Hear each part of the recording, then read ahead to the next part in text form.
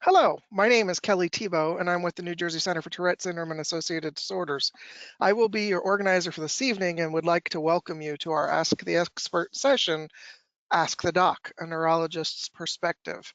Thank you all for joining us. Before I have my colleague introduce the speaker for tonight, I'm going to cover some housekeeping items with you. All participants are muted. If you have a question, please type it in the bottom of your question box and click send. We will get through as many questions as we can this evening. We will try to ask questions that we have multiples of and those that are appealing to the majority of the audience. Should your question not get asked, please feel free to post it on the blog. That blog can be found at www.njcts.org, and it will be under programs and Wednesday webinar blog. We will get to the New Jersey Center for Tourette Syndrome and Associated Disorders, its directors and employees, assume no responsibility for the accuracy, completeness, objectivity, or usefulness of information presented. We do not endorse any recommendation or opinion made by any member or physician, nor do we advocate for any particular treatment. You are responsible for your own medical decisions. Now, I'm going to turn over the introductions of our speaker to Barbara Chabner, the program manager of NJCTS. Barbara? Thank you, Kelly, and good evening, everyone. Good evening, Dr. Rubenstein. I'd like to welcome everybody this evening. Thank you for joining us. Dr. Michael Rubenstein, our speaker for tonight, is a graduate of the University of California, Davis, and West Virginia University School of Medicine. He completed his neurology residency at the University of Virginia in 1989 and began private practice in the Philadelphia area while also holding a clinical appointment at the University of Pennsylvania. In 2013, Dr. Rubenstein moved to a full-time faculty position at the University of Pennsylvania, where he is currently an associate professor of clinical neurology. His areas of expertise include Alzheimer's and related dementias, Tourette syndrome, global health, and headaches. Dr. Rubenstein has been involved with the Tourette syndrome community for over 25 years as a primary referral physician, as well as administrative roles with the Tourette Syndrome Association. In addition to his work with Tourette syndrome patients, Dr. Rubenstein has also developed a global health program in neurology and travels to Tanzania, where he provides neurological education and care twice a year in a rural clinic. We'd like to welcome Dr. Rubenstein. He is a frequent speaker for us, and we'd like to welcome him tonight to our Ask the Doc. We will be asking questions tonight. As Kelly said, we'll get to as many questions as possible. Some of you have submitted questions in advance. We will try to answer some of those as well as the questions that come in tonight. So let's start off with a couple of questions about the experience of children. So is it possible for a child to exhibit tics more frequently at home than in a school or public setting? So that one is, so what I've been telling thank you for having me. And thank you for the introduction. I apologize for not being on the screen. We've had some technical issues trying to get my webcam to show up on here. But so basically during the whole pandemic, it has been kind of I think a stimulus to increasing stress for just about everybody. And as I think most of us know, that stress and anxiety will certainly increase tics. Most children have, we often see the phenomenon for children where children will often suppress their tics during school time, during the school day, and will actually kind of let loose when they come home because they're in kind of a safe zone with their family and they don't have to worry about suppressing as much. So I think it's a combination really of, I just had clinic this morning with children, and the first question I asked basically is, is your child going to school? Is your child doing all their schoolwork schooling at home virtually, or are they doing kind of a combination? And that gives me some kind of an idea of what my expectations are for that child. It's very difficult at home, I think, for children to kind of settle down. It's very difficult for them to kind of be in the same kind of mood and the same environment that they are at school. And so it's not surprising to me at all that that parents may notice their kids ticking more during the daytime when they're they're not in school, when they would have otherwise kind of been suppressing their tics. And so that's I think a very common thing, and it doesn't mean that when kids go back to school that they'll be ticking a lot during the daytime necessarily, because they may again suppress a lot of their tics during the daytime. So I think it's kind of a it's really difficult to make the assessment during this pandemic exactly how children are going to respond. It really depends on how each specific child reacts to the stresses of the pandemic just in general, to the anxiety, and to doing schoolwork, virtual schooling at home. Okay, thank you. You actually covered a couple of questions in there. There were some questions on the ability to suppress tics, as well as kind of dealing with the remote learning situation. So thank you for covering that. Next question, how can you differentiate what is an actual vocal tic and what is normal behavior? For example, things like whistling, humming can be normal childhood behavior. How can you distinguish it as a tic versus normal childhood behavior? So I think it's a very good question, and it really comes down to kind of what the essence of a tic is, and don't forget that tics are essentially mimicking parts of normal behavior. And so what happens though with a tic is that the tic becomes a habit. And so it really depends on a couple things. It depends on what the kind of repetition and frequency and the fact of whether you do it in times where you would otherwise not, like if you were whistling, otherwise times where you wouldn't think that somebody would whistle. So if it was during some kind of where you're sitting in a quiet time, sitting in church or sitting in a movie and somebody's whistling, that wouldn't be a normal time that somebody would whistle and do that. And so that's when you kind of look at it as being a little bit more of a habit. I think when you really kind of get down to the again, to the essence of the tic, and that has to do with the premonitory sensations and sensory urges. And so really when you ask somebody with Tourette's and say, why is it that you tic? And in children, young children, they have a hard time kind of describing that, but at some point during their childhood, they'll be able to describe that they have an urge or kind of a sensory kind of urge or a premonitory sensation that kind of makes them feel as though they have to do it, and that actually when they do it, that's kind of relieving that symptom or that sense that they have. And so really if somebody can describe that they have this urge or this feeling that they have to do it, and that not doing it is difficult for them or requires some energy in trying to suppress it, that's pretty much the definition of a tic. And it's very similar in some ways to how we think of obsessive compulsive behavior, but they're very different. They come from kind of different places, and we treat them in different ways.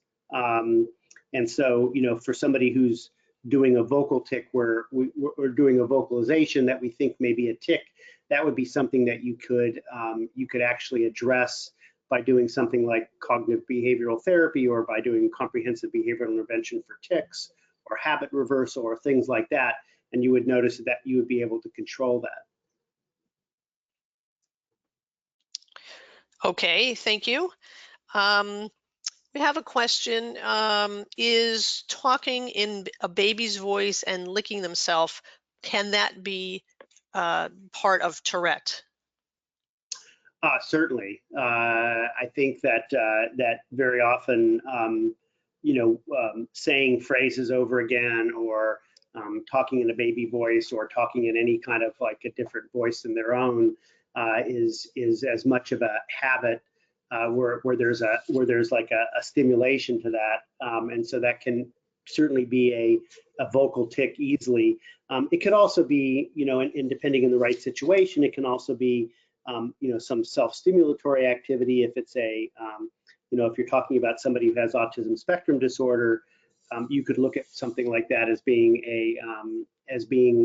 a self-stimulatory or stereotypy versus a tic. And so really when it comes down to it, it's that sense of kind of feeling of an urge or feeling that they have to do that, and that not doing it is difficult for them to suppress. So I think you said one was the baby talk, and then the other one was, what was the other behavior, the other activity? Licking themselves. Licking, yeah, licking, absolutely. So we see, so again, this is this is kind of that definition of, looking at tics, and that tics are actually, very often kind of a fragment of normal behavior. And so licking, kissing, touching, those are all kind of considered tics, if they are done in the same fashion as being a habit, that is kind of becomes a formed habit. Okay, great, thank you. We have a few questions that deal with medication and treatment. So are there any good or proven medications for tic disorders? So perhaps you could speak a little bit generally about medication as treatment.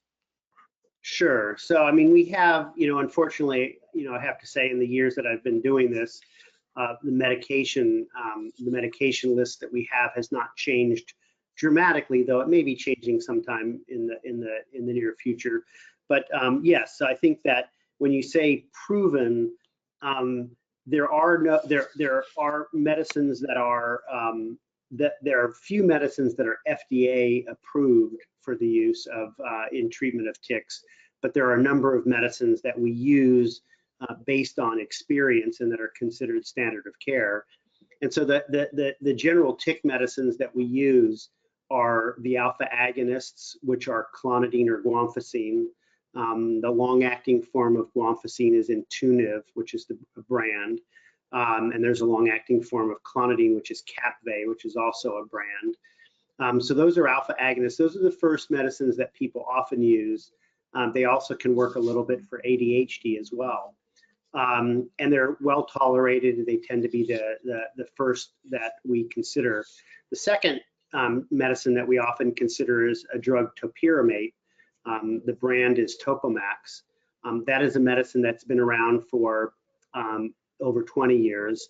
It is a medicine that was initially used as a seizure medication, and then was FDA approved for the treatment of headaches.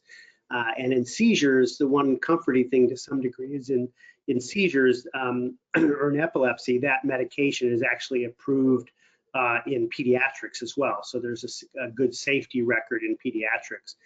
We do use that medicine for tics. It treats only tics. It doesn't treat any of the other behavioral manifestations of Tourette. And then you get in, and then you make kind of a big leap in regard to the potency of medicines and the potential side effects and perhaps complexity of medications. And you get into what we call the neuroleptic medications. And the first class we use are the atypical neuroleptic medicines, which are typically we'll use risperidone or aripiprazole. Aripiprazole is Abilify, and risperidone is risperidone is Risperdal, and there are a few other atypicals as well. And those medicines are effective for tics. They work on the dopamine pathway, and they have fewer side effects than what we call the typical neuroleptics, which were traditionally the medicines that were used for Tourette, which is haloperidol or Haldol. There's another medication called Pimozide or Orap. And then there's also another medication called flufenazine or Prolixin.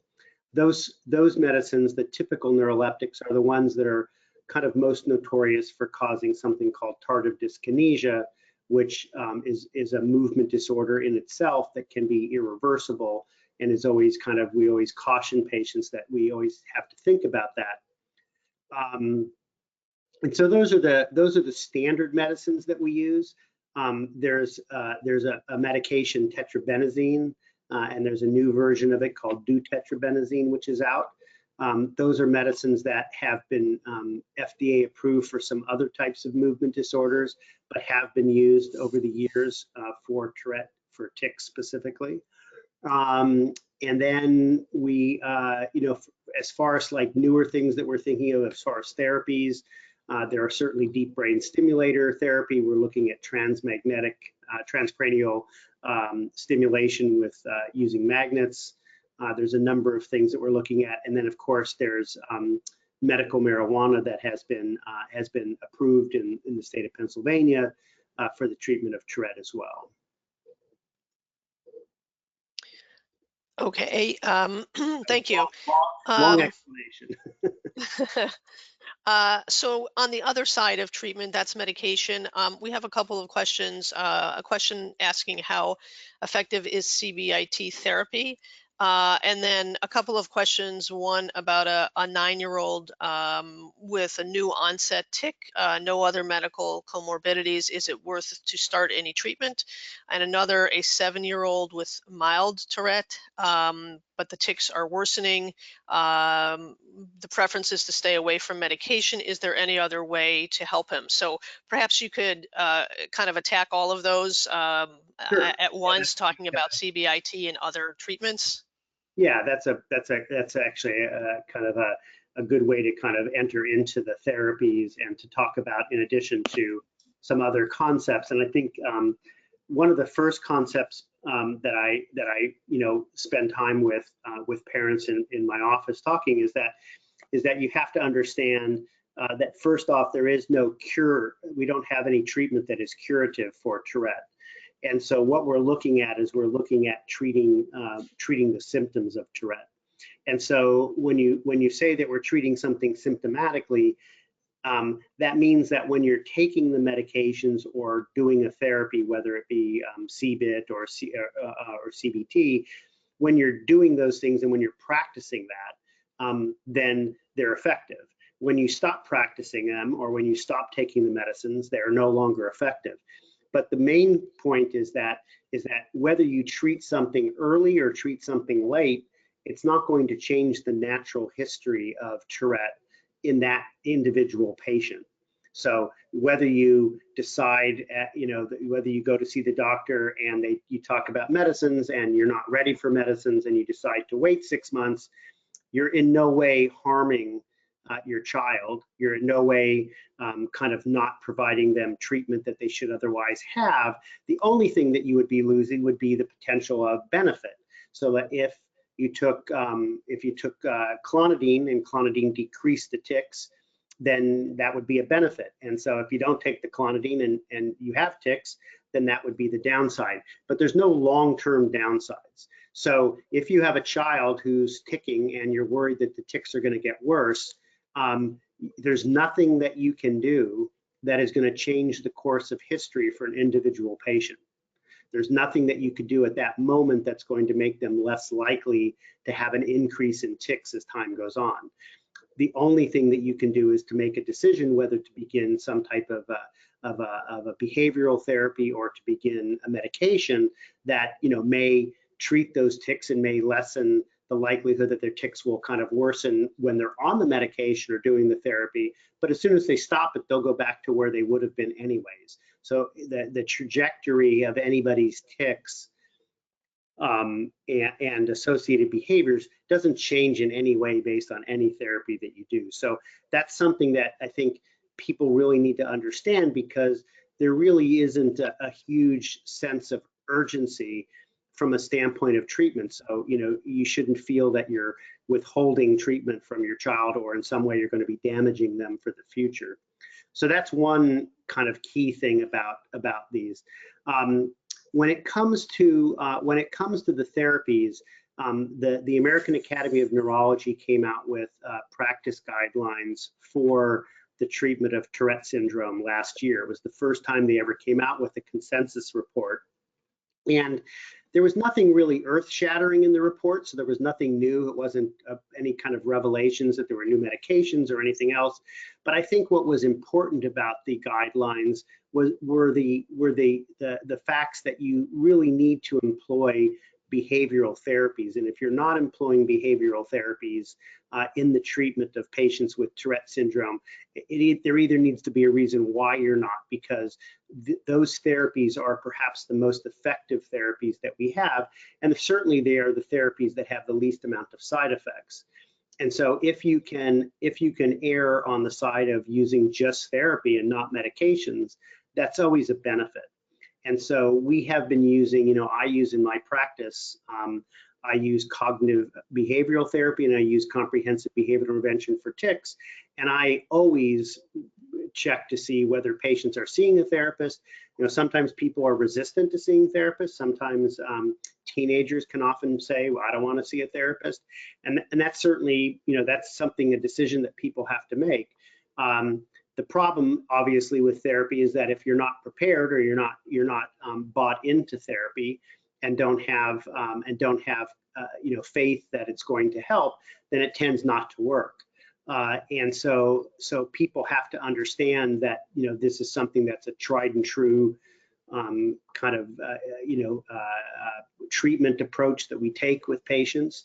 And so I refer all of my patients, and I think that there are certainly times where you have patients who are so anxious that you can't get them engaged in therapy until you say start a medication and kind of take them off the ledge, basically. And so you have to drop their anxiety a few notches to be able to get them to engage with anybody. But that's certainly a short-term kind of plan. And so we always employ cognitive behavioral therapy primarily for obsessive compulsive behavior and to some degree for ADHD as well. And then we use comprehensive behavior intervention for tics, for tics specifically. And most therapists do both CBIT and CBT. And it really is, has become the cornerstone of treatment, because again, in the long run, what you really want to do is you really want to equip your children with the toolbox and the right tools to be able to kind of cope with the difficulties they have, and a huge part of that toolbox are those therapies. Did I hit all those? There's one that maybe I didn't. Did I get everything? I think you got it. I think you got it all. Thank you. Okay. And you mentioned in passing in one of your previous answers, you made mention to medical marijuana. We did have a couple of questions, so maybe you can speak to it a little further. What are your thoughts on medical marijuana, and is there any research being done on it and its effects on TS currently, and thoughts about cannabis oil? So, I was hoping that maybe I wouldn't have to discuss that, but Sorry. No, that's okay. No, because it comes up all the time. So I have a significant concern about medical marijuana in adolescents, and that is just merely from an addiction standpoint. And so I have certainly shied away from using or from recommending medical marijuana for my adolescent patients. I have had a few that have gone and have tried it. It is approved now in the state of Pennsylvania as well for the use of treatment of Tourette syndrome. I do think that there is data to suggest that medical marijuana probably does have an effect on tics. I think it's a complicated question because it's very difficult to kind of sort out where that effect lies, whether that effect is in essentially reducing anxiety or whether it's actually treating the tics directly. But again, I just have an issue in adolescence. I do have some experience in the world of addiction as well, and I think that the brains don't fully mature until you're 25. And all of these medications have some effect in regard to causing some addiction if somebody has an addictive tendency or has that predilection for addiction. And so I wouldn't want that to be kind of the gateway for anybody. So I have shied away from it. I have had a number of adult patients who have self-medicated over the years. who swear by marijuana at the time, and now medical marijuana, that it certainly helps them. Again, it's just a very complex question of trying to sort out exactly where it's working and whether it's merely helping decrease anxiety. If I had my preference, I would much prefer to see people doing CBT than doing medical marijuana, from a standpoint of decreasing anxiety and obsessive compulsive behavior. And there is research ongoing. Okay, thank you. Here's another one. Somebody is talking about a 12-year-old girl that has TS and is also struggling with misophonia. It's impacting the family relationship. And the question is it a common thing in children with TS to have misophonia? And what can be done? How can they help her? So perhaps you can explain misophonia and then its connection to TS. Yeah, I don't really know of a specific connection to TS. So misophonia is essentially just the kind of an overreaction, essentially a negative reaction to specific sounds or noises, so that if somebody hears something either from themselves or from somebody else, frequently it can be something that can be as simple as breathing or sniffling or a cough, that if they hear that, it triggers an extremely kind of negative reaction that is extremely unpleasant for them. And to my knowledge, I have not seen I've not seen a lot of misophonia with Tourette necessarily. So I don't, I've seen quite a few Tourette patients over the 30 years that I've been practicing, and I don't recall specifically that seeing patients with that. It would not be surprising to me, because it is probably kind of runs into the same kind of category as obsessive compulsive. So there's probably some connection there, in the centers of the brain where things light up when you see patients who have those problems. And so I think the main kind of treatment for that is desensitization, similar as we do with other phobias. Probably some desensitization therapy that might work for that. But that's the most I know of it. I would just have to say I haven't seen it commonly in Tourette syndrome, so I'm not sure of a connection. Okay, thank you. Is there any data around a correlation between injury and TS? In this case specifically, someone is mentioning that the child was involved in an accident as a baby, has TS, and is wondering if there is any connection between injury and TS.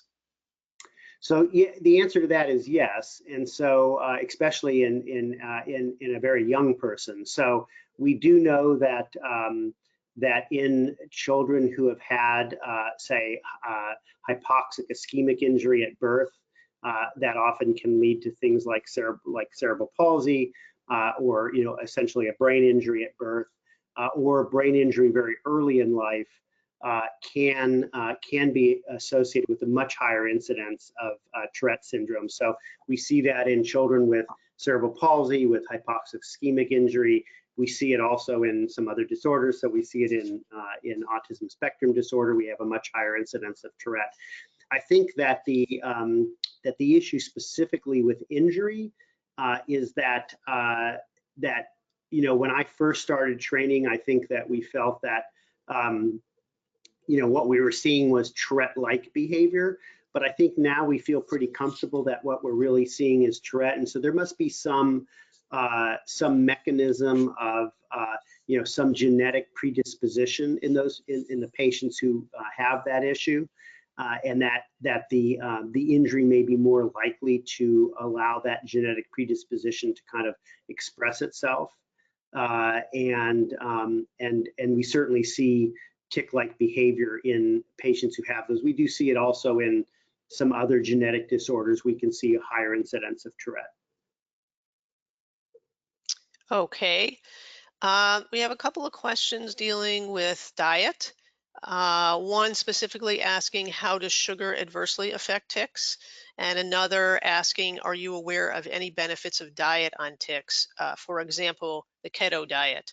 So perhaps you could speak again a little bit to any connections with diet in general and particular things like sugar or other substances. Sure.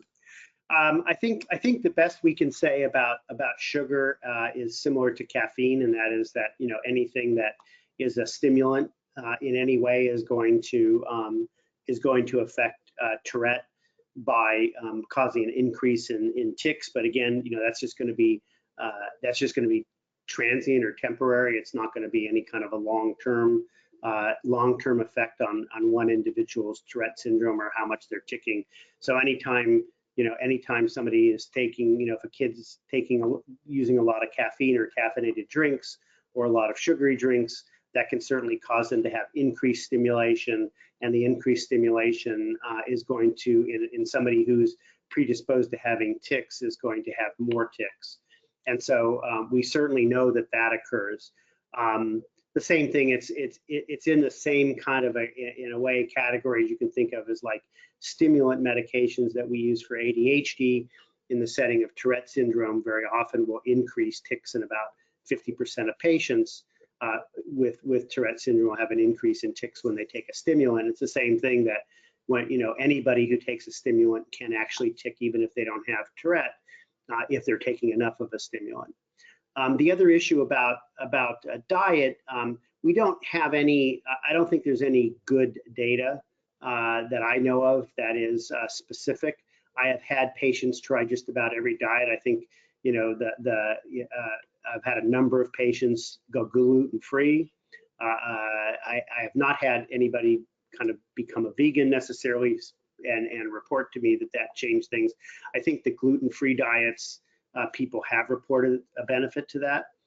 As far as the keto diet, I'm not aware of any the ketogenic diet as far as whether that having been used in Tourette, although I imagine maybe some people have tried, but I'm not aware of any research into that and a benefit to that. It's a pretty, it's a pretty difficult diet to keep on.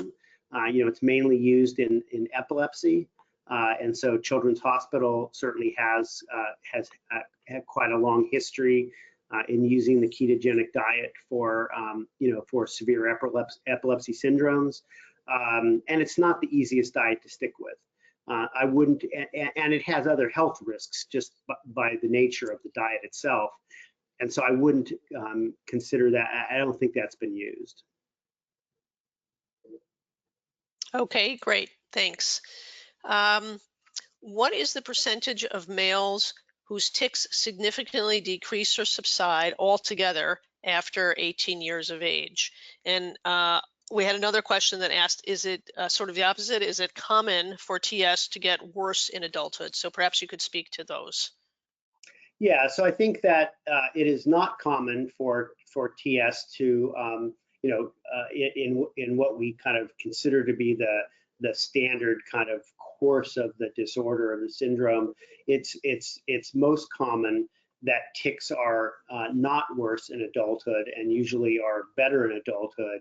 And likewise, the repertoire of tics typically do not change in adulthood from what they were in childhood. So, if somebody had specific tics that they did throughout their childhood, we wouldn't expect them to develop a whole new repertoire of tics when they became an adult. So it's not really common. I think that you have to probably look at, the underlying kind of generator of the tics.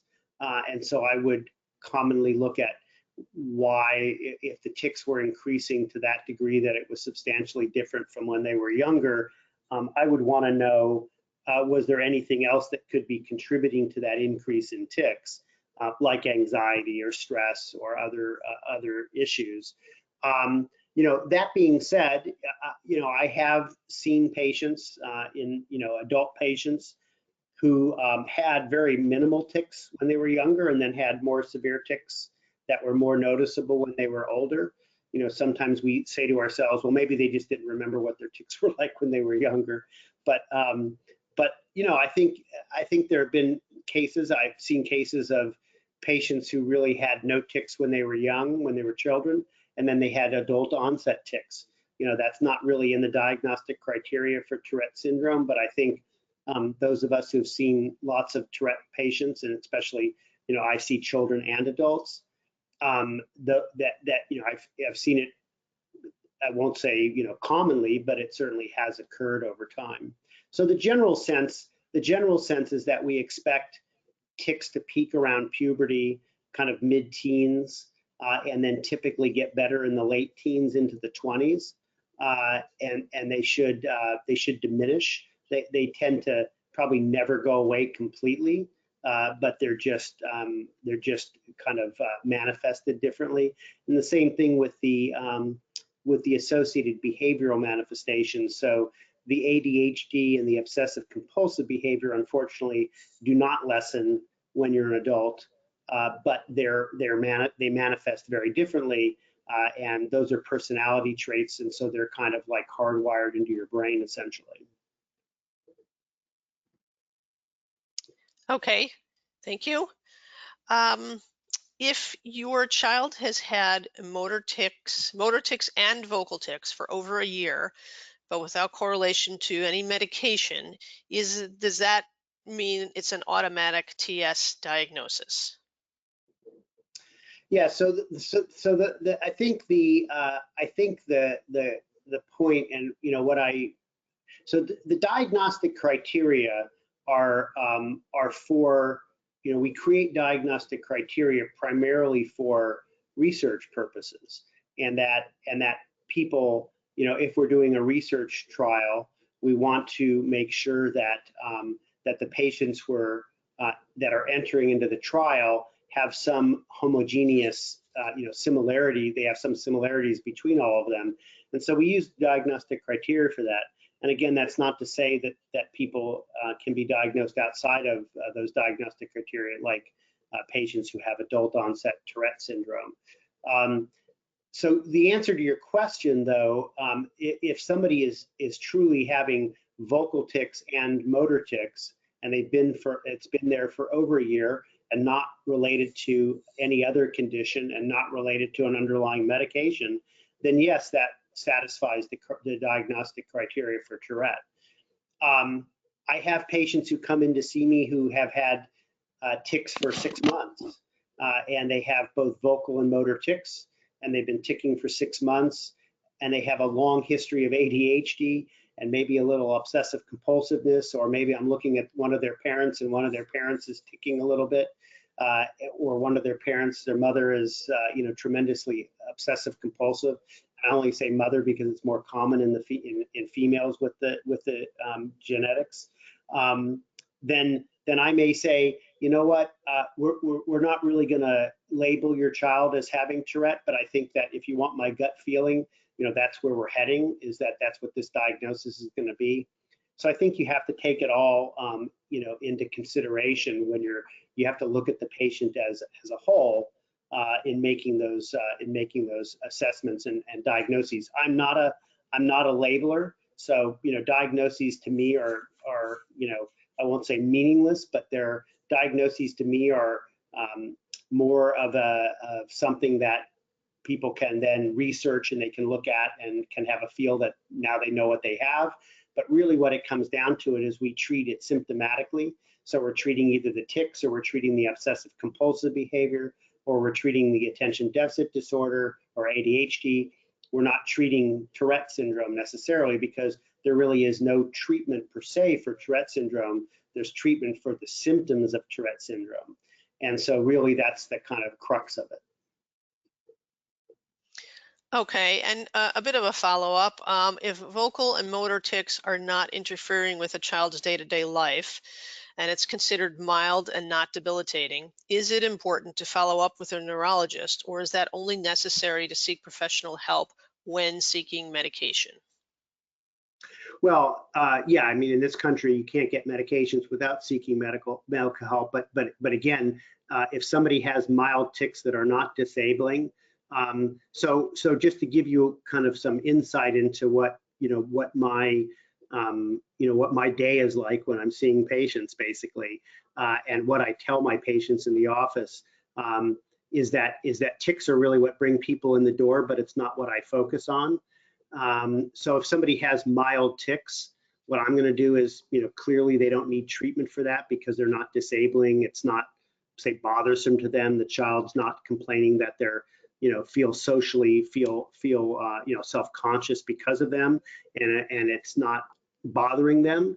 Then there's absolutely no reason to treat the tics. But the big question is going to be, what is their underlying kind of psychological makeup? And that's the most important thing to me, is because even if a child is doing well, say in 3rd or 4th grade, what I'm going to do is I'm going to educate the family to say, okay, things are going well right now. Your child has Tourette syndrome. There's a very high incidence of ADHD, and there's a very high incidence of obsessive compulsive behavior. They may not be displaying some of those things right now, but it's something that you need to watch, and you need to make sure that you monitor going forward, because the last thing you want to do is have a child all of a sudden run into a brick wall in school or some hurdle, and then find out that at the end of the school year, the child is like not passing, doesn't have passing grades because they were having difficulty with attention and focus.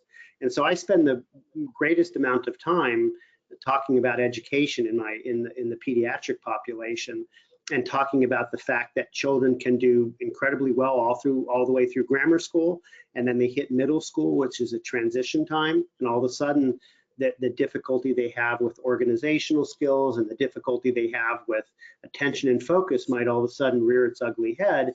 And if you're not watching and not prepared to kind of deal with that, then you're going to lose time, and losing time in education is significant. If you lose a year of education, that's not something that you can get back.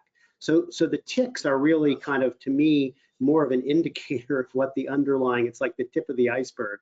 It's the underlying, it's what Tourette syndrome is known for and what it's defined as, but it's really not the most disabling. And the majority of the disabling features of Tourette syndrome actually track tremendously with the attention, with the ADHD. So children with Tourette syndrome who have no ADHD and their OCD is not impacting their attention and focus have little in the way of disability compared to children with ADHD.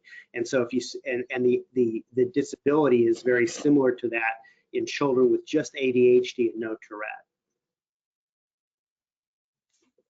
Okay, thank you.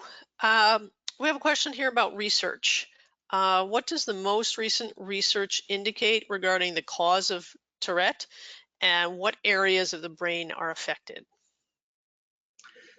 So, so from a standpoint of research, I mean, we the most, I think, important research that we've done recently has been more with the looking at the basal ganglia.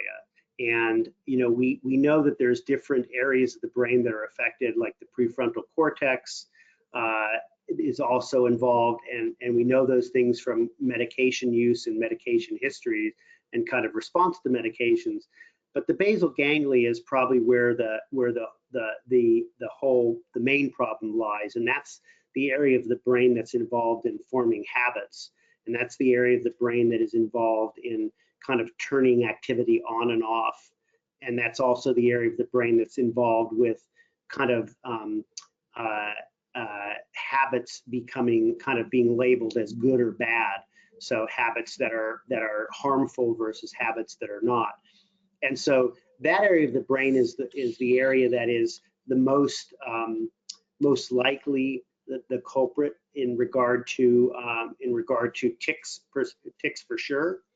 And that is why we see that deep brain stimulation, which is used in extreme cases, certainly works, at least for some time works to decrease tics and makes a huge difference.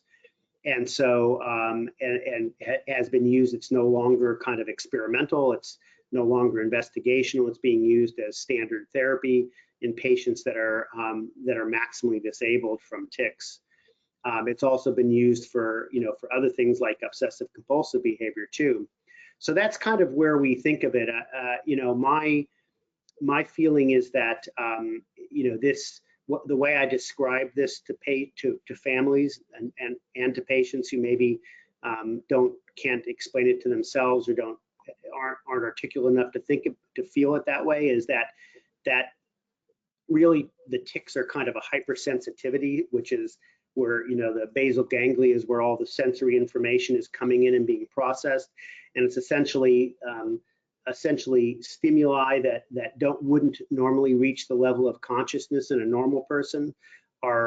We just have a lower threshold in Tourette's patients, and that they feel this hypersensitivity is kind of like more noticeable to them. So the kind of best example I give are if a family, if multiple members in a family suffer an upper respiratory infection and they're all coughing, and then what'll happen is like everybody will stop coughing after 3 days, except one of the children keep coughing for a month, and it develops into a habit.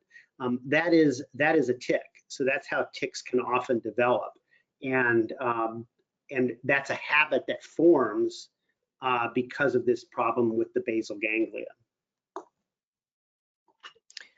Okay, thank you. We have a couple of questions on genetics, related to genetics. So what is the likelihood of passing Tourette to your child if you have the diagnosis? And someone also asked, essentially, if their two kids have it, but the parents don't, is it considered a genetic disorder? How do you explain if the kids have it, but parents do not? So we're doing that research actually at CHOP. So we have a study at Children's Hospital where we are doing genetic studies and drawing blood on children who have a diagnosis of Tourette when neither parent has any diagnosis of Tourette. So we're actually doing those genetic studies, and so I think to answer the first question, which is, what are the chances if you have Tourette syndrome? What are the chances of your child having Tourette syndrome? And for many years we felt that this was a simple, what we call autosomal dominant trait, meaning that each child had a 50-50 shot of having the genetic material passed on to them, and that the difference between males and females was that males had about 100% penetrance rate, which meant that if they had the genetic material, they would demonstrate the full spectrum of Tourette syndrome, whereas women have about a 60% penetrance rate, and that only 60% will display the whole spectrum of Tourette syndrome with tics and everything, but that many of them may display just obsessive compulsive behavior. So in the early genetic studies, looking at large families with Tourette syndrome, you saw a much higher incidence of women with obsessive compulsive behavior in those families without having tics, much higher than the general population. And so that was the original kind of idea. I think we now feel strongly that it's not a simple autosomal dominant, that it's probably what we call bilineal transmission, meaning that both parents probably contribute something to it. And that it's not just a single parent that contributes everything. And so that probably explains why we see Tourette syndrome, say in two children with neither parent having the full, having any symptoms at all. And that is probably that the parents probably carry some genetic material, but not enough for them to basically develop the condition, but enough for them to pass on some of it that it's likely for their children to have it. And that's probably the best explanation for that. And the second way that we kind of explain that is also when we talk about, and I'm just blanking on the term now, but where essentially, the question is, well, if it's bilineal, how is it that it would be just likely that two people would meet and who both have the genetic material? And that is that, it's called assortative mating. And so assortative mating means that like personalities attract each other. And so that very often through assortative mating, there might be a higher incidence of parents with kind of similar genetic backgrounds in regard to those issues that might attract, and that's why you see this incidence of Tourette's. It could also be that people have kind of spontaneous mutations. Obviously, it wouldn't be common to have a spontaneous mutation in 2 children.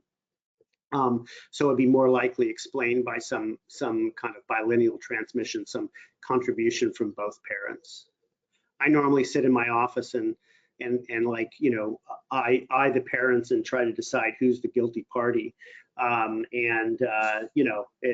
It's very often that, when I'm talking about kind of the tics and the ADHD and the obsessive compulsiveness, that the parents are kind of looking at each other like that I'm describing some behavior that they have that they never recognized as being abnormal. Okay. We have another question going back to medication. I've read about a new medication called Acopapam for Mm-hmm. Tourette. Is it being used now? So I don't think it's released. I don't think we're using it. I don't think it's available to use. It's a medication that has been trialed and had very promising results, so that there's a likelihood that it may be out sometime soon. But I don't believe it's available commercially right now. Okay. And somebody asked about the dental guards and asked if they are worth trying. So perhaps you can just share with us what, if anything, you know about the dental guards. I don't really know much. I think I'm not even sure, because I've not talked about using them with any patients, and so I'm not familiar with it. I would love to hear more about it. I would imagine that it's something to do with trying to kind of decrease again, it's this hypersensitivity and these kind of like a lower threshold for stimuli to reach the level of consciousness. And so if somebody is having some problem where they're kind of snapping their jaw, doing different things, that could change things for them, but I'm not familiar with it in any other way. Okay, thank you. Is dizziness and body soreness a side effect from tics? I mean, tics can be very uncomfortable, and so I would say that like specific pain related to specific tics would be very common. I don't think in general that I would consider body pain to be kind of like something specific, and dizziness would also be something that I think would be difficult to attribute to Tourette syndrome. When we're using clonidine or guanfacine, both those medications are actually blood pressure medications, and so if you're using those medications and you are complaining of dizziness, that's certainly possible that it could be dropping your blood pressure somewhat. And so that's a question that I ask everybody who's on clonidine or guanfacine, like, are you experiencing any lightheadedness or dizziness? But not dizziness per se. Okay, and here we have just a question again about some things, whether or not they can be considered tics. So are repetitive phrases, like "I love you," "Hey mom," and "Guess what," considered a vocal tic? Absolutely. So there's actually I don't know if I can. I think I can mention this. There's a great podcast that somebody who works with the New Jersey Center for Tourette Syndrome, Sarah Henya, who is a counselor for the Leadership Academy. Basically, she and I did a podcast, and the podcast is called Brainwaves. And if you Google brainwaves and Tourette syndrome, you can listen to her describe her tics. She's incredibly articulate. She's a wonderful person. I've known her for many years. And since she works with the New Jersey Center for Tourette Syndrome as well, I think I can mention her on this program, and she's very open about her Tourette syndrome, and she gives a great kind of description of phrases like that, and what happens and how they feel. And it would be great if people want to listen to that brainwaves episode. I think that would be very helpful in describing. But absolutely, saying full phrases can absolutely be a tic. Okay, I think we have time for a couple more questions, so we'll see if we can just finish up a few more. Can an adult have TS without active tics? For example, childhood history of tics, medicated for ADHD, and then most, if not all, tics subside. In other words, are you still considered as having TS if tics are no longer active? That's a good question. I mean, I think that what I would say to that is that yes, I think the answer is you still have Tourette, and the reason I say that is because you still have the same risk. Your children still have the same risk. So I think you still have Tourette syndrome. You had the tics when you were young, so you have the diagnosis, and I think you would still be susceptible to having tics in the right situation. So even though maybe your tics have resolved, given the right circumstances of anxiety or stress or stimulants, there's a high likelihood that you could certainly develop tics again. And I've had patients who've been in remission for many years and then develop tics again. And so the answer would be yes, because I don't think those genetics ever go away. And so you certainly have the genetic underpinning to kind of have the syndrome, and certainly to have tics resurface at any time. All right, let's try one more. I have one daughter with TS, with tics and OCD. I have an older daughter that has extreme anxiety. Could my older daughter have the extreme anxiety that might be related to TS without tics? Yes. Yeah, so that's that. So with the extreme anxiety, what I would say would be, have they gone through formal neuropsychological testing?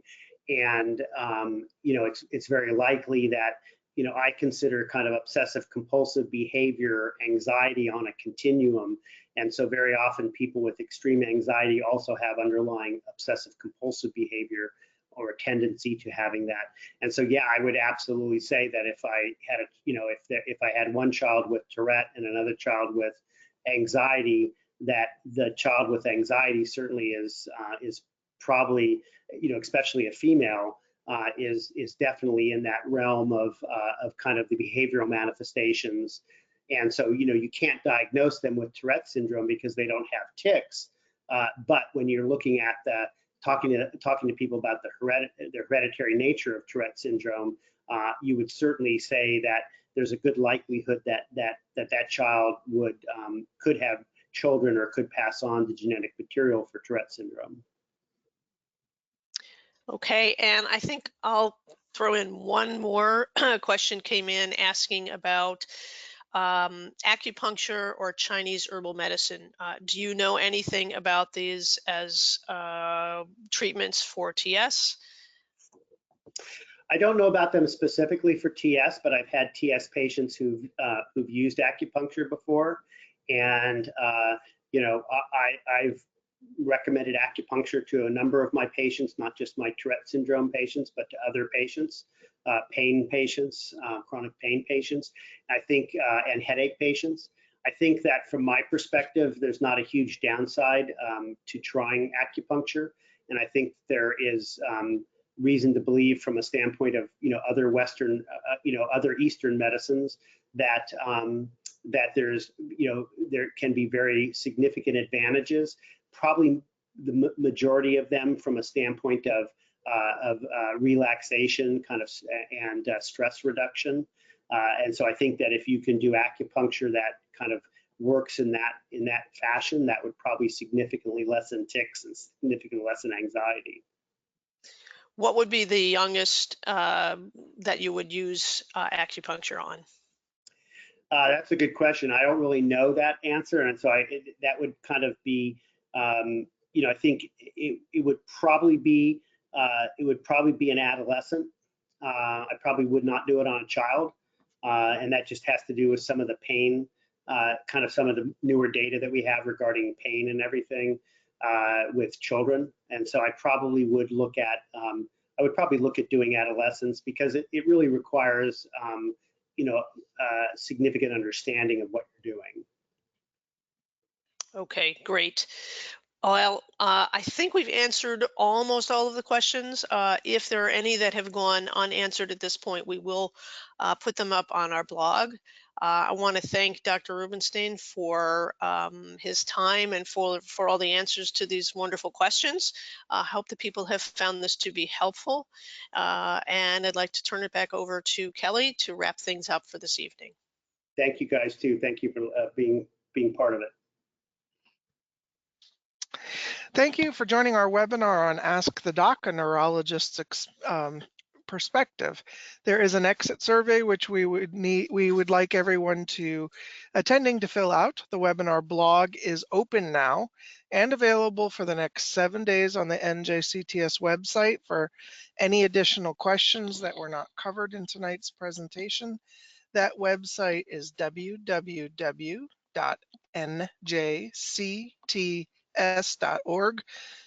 The blog is found under programs, and it says webinar blog. Also, an archived recording of tonight's webinar will be posted to our website, and we'll be sending it out to all the attendees. Our next presentation, Neurodevelopmental Conditions and Anxiety, Common Causes and Effective Solutions, will be presented by Dr. Christopher Lynch and is scheduled for 12/2/20. This ends tonight's session. Thank you, Dr. Rubenstein, for your candid answers, and thank you everyone for attending. Good night.